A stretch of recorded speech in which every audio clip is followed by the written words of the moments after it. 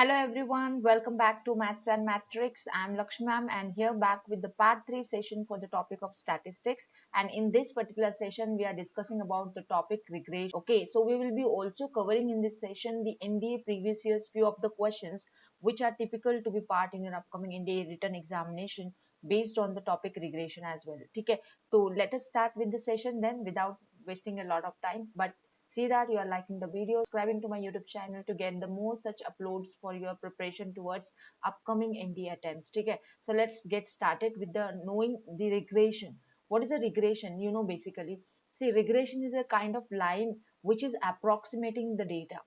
In simple words, you know that when we collect the data, okay, and the two data series, if we collected, suppose we collected two data series, okay, and suppose the data series are xi and yi, so you know that we can find out the correlation between this xi and yi. So there exists some r, that is correlation between the xi and yi. Okay. So now if we have such a random points in a plane, okay, such a random points in a plane, those are nothing but the data points, the data we collected. So we can approximate the data by taking the nearest least fit square line. We can try to fit a straight line to this data and we would study about the data more conveniently. So regression is a kind of like more convenience towards knowing the data, interpreting the data in more detailed manner with the help of the mathematical equation, with the help of a mathematical equation, because studying about such a large data randomly individually would be a difficult task, but the easiest task would be then when we consider the regression line for the data. And regression line for a data is nothing but what I said you, it's the line which best fit the data. We are trying to fit the line to the data. We are trying to determine the equation between the two variables x and y, between the two variables x and y, which are related to each other with certain algebraic expression. That is our mathematical linear equation. So hence the regression, they try to understand, regression help us to estimate or predict the unknown value of one variable from the known values of the other related variables. So in a more specific manner, when we have the two variables, I was saying, if you know the one set variable values, you would be in position to find out the other set variable values, because regression is all about the line that we are best fitting to the data, which indicates the relation between xi and yi. Is it clear to you? So hence regression help us intimately to declare, to study about one variable, to know the set of values from one variable with the help of the other set of values, that is the other set of values of other variable. Clear है बात? तो lines of regression क्या रहेगा, जल्दी से अभी समझ लो ये टॉपिक को. लाइंस ऑफ रिग्रेशन क्या रहेगी? It is the line that we are trying to best fit to the data. It is the line that we are trying to best fit to the data. Now what kind of line we fit to the data? You know, we fit the line y equals to mx plus c. How to fit it? What are the equations? Now you know this. To derive this equation which best fit the data, we need to calculate m and c here. We need to calculate m and c here. To calculate that, you have to set up this equation. The very first equation is the sigma of yi is equals to m times sigma of xi plus c times sigma of I. Okay, it's 1 here. I which ranging from 1 to n. Suppose I is ranging from 1 to n. I is ranging from 1 to n. Suppose n data points you have. तो ये है हमारा पहला equation. और जो दूसरा equation है, what is the second equation? You know, it is sigma of xi yi का product where I is ranging from 1 to n equals to m times sigma xi का square, I ranging from 1 to n plus c times sigma xi where I is ranging from 1 to n. तो ये दो equations आपको है ना बनाने हैं taking the data points. आपके क्वेश्चन में एक्स आई वाई आई दिए जाएंगे X and Y, X I Y I के कॉलम दिए जाएंगे, दो वेरिएबल के डेटा सीरीज का आपको नोन रहेगा वहां पे क्वेश्चन में.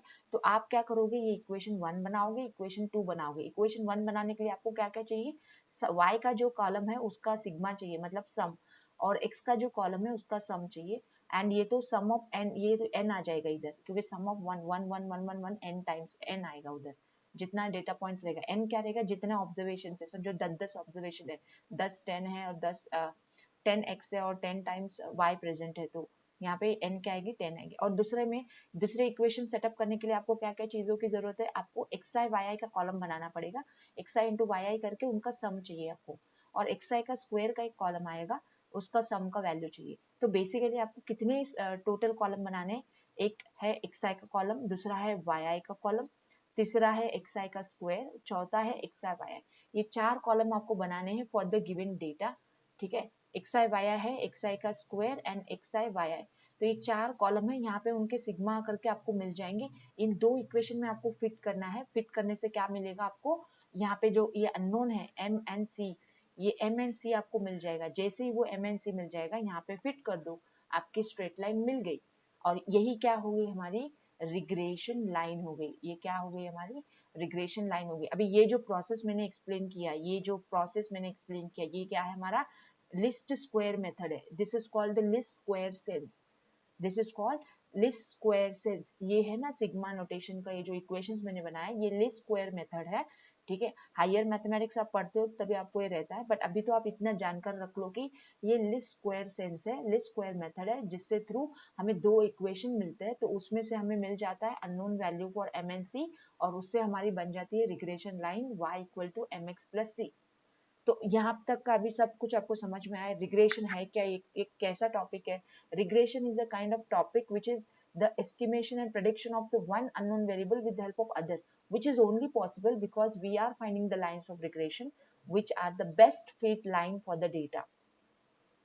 क्लियर है बात। अभी इसीलिए हमें रिग्रेशन में जब हम पढ़ रहे हैं, हम क्या पढ़ेंगे, हम लाइंस के बारे में पढ़ेंगे। ये वाला लाइंस अभी दिमाग में रख लो, y equal to mx plus c। m कौन होता है, थोड़ा बताओ तो। m क्या है, हमारा स्लोप ऑफ द लाइन। ये रिग्रेशन लाइन जो एक स्ट्रेट लाइन है, तो इसका भी तो स्लोप होना है, बट यहाँ पे स्टैटिस्टिकल स्लोप हम देखेंगे, ठीक है। तो देखते हैं हमारा नेक्स्ट पॉइंट क्या रहेगा फिर। We would study now 2 types of lines, regression line of y on x and x on y। But उसके लिए कोएफिशिएंट हमें डिटरमाइन करना होता है। देखो जैसे कि मैंने बताया, आपका जेनेरिक लाइन ये है, mx प्लस सी, y equal to mx plus सी, ये जेनेरिक लाइन है। तो यहाँ पे क्या होता है, ये जो है ना m, ये कोएफिशिएंट 2 टाइप के आते हैं। कितने टाइप के, 2 टाइप के आते हैं। एक bxy करके और दूसरा आता है byx करके। तो हमें अभी पहले उसके बारे में पढ़ना है, ये स्टैटिस्टिकल स्लोप कैसे निकालते हैं वो पढ़ना है। byx का फॉर्मूला क्या है, इसका फॉर्मूला है r times sigma y upon sigma x, जिसको इस तरह से भी लिख सकते हैं, covariance of x, y upon sigma x का स्क्वायर। ये फॉर्मूला कैसे आया, मैंने पार्ट 2 में पढ़ाया है, कोवेरिएंस का फॉर्मूला। वो फॉर्मूले से ये फॉर्मूला डिराइव हो जाएगा यहाँ पे, ठीक है। और bx, y का क्या फॉर्मूला है, देखो b ऑफ xy का क्या फॉर्मूला, bxy का r sigma x upon sigma y। तो समझ में आ गया क्या, byx में क्या हो रहा है, r sigma y upon sigma x आ रहा, एंड bxy में क्या हो रहा है, r sigma x upon sigma y आ रहा। तो ये 2 फॉर्मूले आपको क्या रखने हैं, याद रखने हैं। ये क्या चीज है आपको समझ में आया ना, ये कोएफिशिएंट ऑफ रिग्रेशन है। m क्या है, हमारा स्लोप ऑफ द लाइन होता है ना, ये वही चीजें है, byx एंड bxy वही चीजें, उसको डिटरमाइन करने के लिए ये फॉर्मूला है। आपको समझ में आया ना, तो आपको क्या करना है, ये फॉर्मूला को दिमाग में रखना है, आसानी से याद रख सकते हो। byx ये क्या है, r sigma y upon sigma x। Sigma क्या है आपको पता है, स्टैंडर्ड डेविएशन है ना। bxy क्या है, r time sigma x upon sigma y। तो ये इंपॉर्टेंट 2 फॉर्मूले आपको याद रखने to determine byx and bxy। अभी इसके अलावा अभी हमें पढ़ना है रिग्रेशन लाइंस। अभी हमने रिग्रेशन के कोएफिशिएंट्स पढ़े ना, रिग्रेशन के कोएफिशिएंट 2 होते हैं, bxy एंड byx। अभी इसके थ्रू 2 लाइंस ऑफ रिग्रेशन बनेंगे। कितने, 2 लाइंस ऑफ रिग्रेशन। और ये क्या चीज है, ये इक्वेशंस क्या है, these are the algebraic formulation of regression lines. Regression equations क्या है, these are the algebraic formulation of regression lines, है ना। तो line number 1 and line number 2 दो आएंगे। Regression line of y on x के लिए हमें क्या चाहिए रहेगा, ये क्या है बताओ तो, ये है byx। तो यहाँ पे लिखू y minus Y bar equal to byx into x minus x bar. ये है regression line of y on x वाली लाइन है, y ऑन x वाली। और x ऑन y वाली कैसे रहेगी बताओ तो, x minus x bar equal to bxy, x यहाँ पे आएगा y माइनस y बार। समझ में आया क्या, तो ये 2 चीजों के आपको ध्यान में रखना है। आसान है क्या टफ है बताओ, ये आसान है कि नहीं। रिग्रेशन लाइंस ये कैसे बना, ये हमारा स्लोप पॉइंट फॉर्मूला है, याद है आपको, slope point formula of a straight line in 2D। तो ये वही फॉर्मूला है, यही फॉर्मूला है। यहाँ पे x बार y बार क्या है, मीन्स है, x बार y बार क्या है, यहाँ पे मीन है, means of data series xi and yi respectively.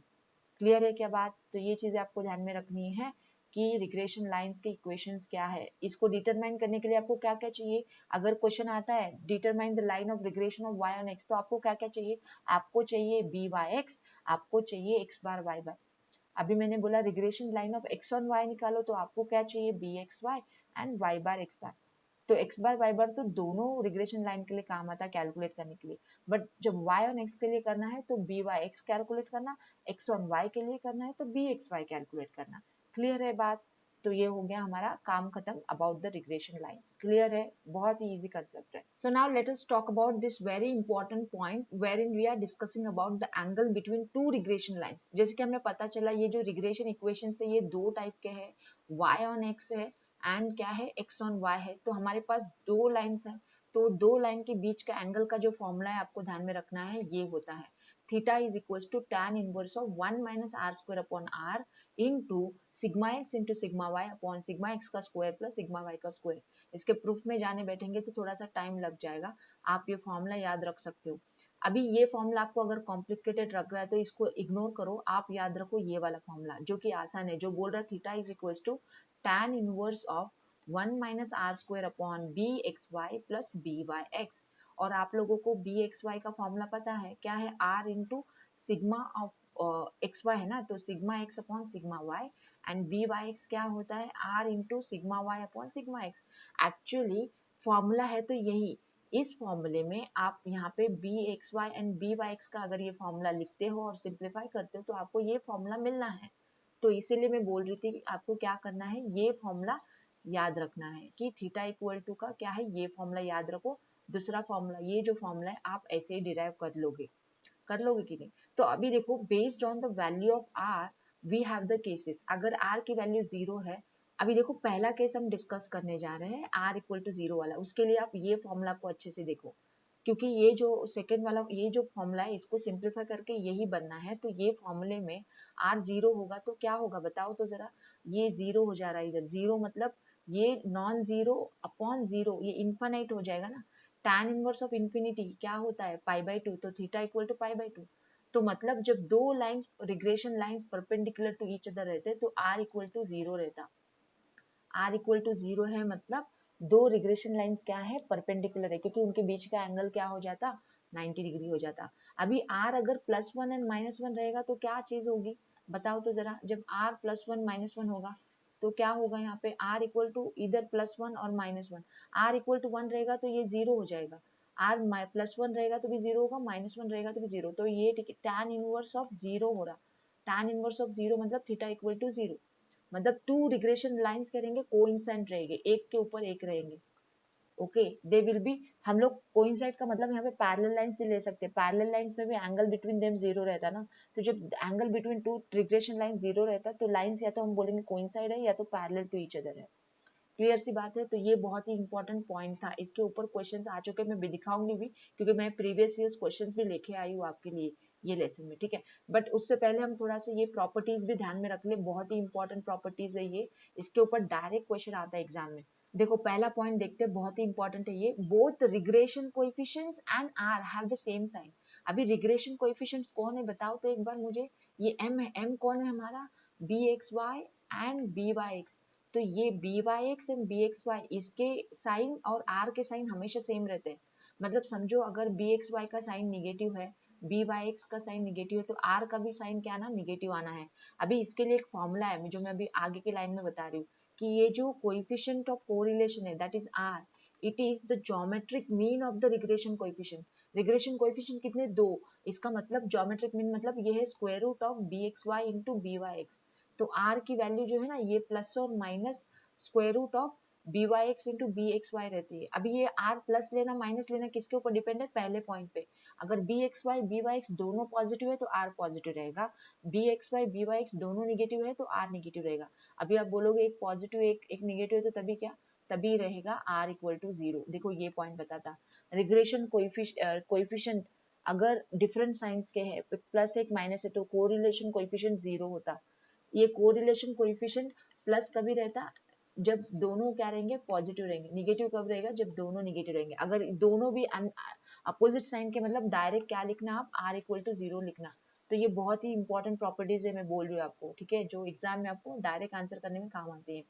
और एक चीज याद रखो, ये जो B X Y B Y X है, इसकी वैल्यूज 0 से बड़ी रहेगी, इसका प्रोडक्ट की वैल्यूज 0 से बड़ी रहेगी and less than equal to 1 रहेगी। ये प्रोडक्ट की वैल्यूज है, प्रोडक्ट की वैल्यू है, प्रोडक्ट की वैल्यू ये निगेटिव नहीं हो सकती, भले स्लोप की जैसे बिहेव हो रही है, स्टैटिस्टिकल डेटा के कोएफिशिएंट्स है, तो इसका इनका प्रोडक्ट मैक्सिमम क्या रहेगा, 1 रहेगा। If R equal to non zero and that is, इसका मतलब क्या है, इसका मतलब यहाँ पे आगे बता रहे कि modulus of B X Y is greater than 1 and modulus of B Y X is less than 1। ये लेस देन इक्वल टू 1 होने का मतलब है बी एक्स वाई है greater than 1 and B Y X का मॉडुलस है less than 1। And जो next है, regression coefficients are independent of change of origin and not of scale. ये जो है independent of change of origin है but not of scale. इसका मतलब समझ में आ रहे हो क्या? रिग्रेशन कोएफिशिएंट जो B X Y B Y X किसके ऊपर डिपेंड है, सिग्मा एक्स सिग्मा वाई के ऊपर डिपेंड है। सिग्मा क्या है, स्टैंडर्ड डेविएशन, आपको पता है it is dependent on change of scale. तो ये रिग्रेशन कोएफिशिएंट्स भी क्या रहेंगे, चेंज ऑफ स्केल पे डिपेंडेंट है।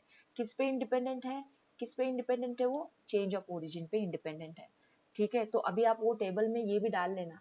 ठीक है, तो ठीक है ना, क्लियर है ना पॉइंट? ये पॉइंट मैंने ऑलरेडी आपको समझा दिया। और दूसरा पॉइंट ये ध्यान में ले लो कि arithmetic mean of the regression coefficient is always greater than the correlation coefficient.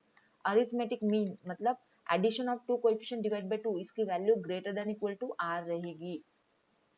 Okay, clear है क्या? तो यहाँ पे ये पूरे पॉइंट्स में इंपॉर्टेंट पॉइंट्स है 1, इंपॉर्टेंट पॉइंट है 2, देन इंपॉर्टेंट पॉइंट है 5, फोर्थ इंपॉर्टेंट है, सिक्स्थ इंपॉर्टेंट है, थर्ड आपको याद रखना है तो रख लो या तो उसको भूल भी जाओ। प्रोडक्ट जब लेस देन इक्वल टू 1 रहेगा उसका मतलब है बी एक्स वाई क्या है, पॉजिटिव ग्रेटर देन 1 है, B Y X less than 1 है। अगर आप याद रख सकते हो तो रखो, नहीं तो आप उसको टाइम बिंग के लिए इग्नोर भी कर सकते हो। क्लियर सी बात है। अभी देखते हैं हम क्वेश्चंस। ठीक है, क्वेश्चन सॉल्व करते हैं फटाफट से। देखो पहला क्वेश्चन है जो कि 2006 से मैंने उठाया है। Under what condition will the angle between two regression lines become zero.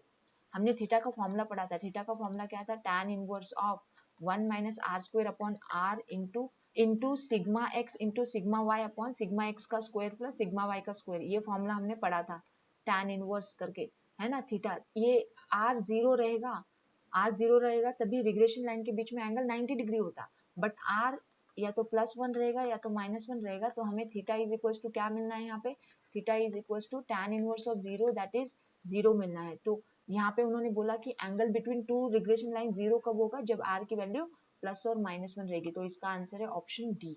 Let's move on to the next question now. If the slopes of the lines of regression y on x and x on y are 30 degrees and 60 degrees, ये slopes करके देखे रखे। Actually in लोग को ये slopes नहीं, ये बोलना चाहिए थे एंगल्स। ठीक है, ये स्लोप्स निकालने के लिए हमें काम आते हैं। थीटा करके देखे रखा उन्होंने, theta 30 degree, theta 1 and theta 2 क्या देखे रखा, 60 डिग्री, है ना। तो स्लोप बी एक्स वाई, ये बी वाई ऑन एक्स का कितना है, 30 डिग्री है, तो बी एक्स वाई कितना है, 60 डिग्री, तो tan 60 करके आएगा। ये थोड़ा सा बहुत पुराना क्वेश्चन है, थोड़ा सा मिस्टेक था इसमें प्रिंटिंग टाइपिंग में। ठीक है, तो tan 60 डिग्री कितना है हमारा, √3 होता।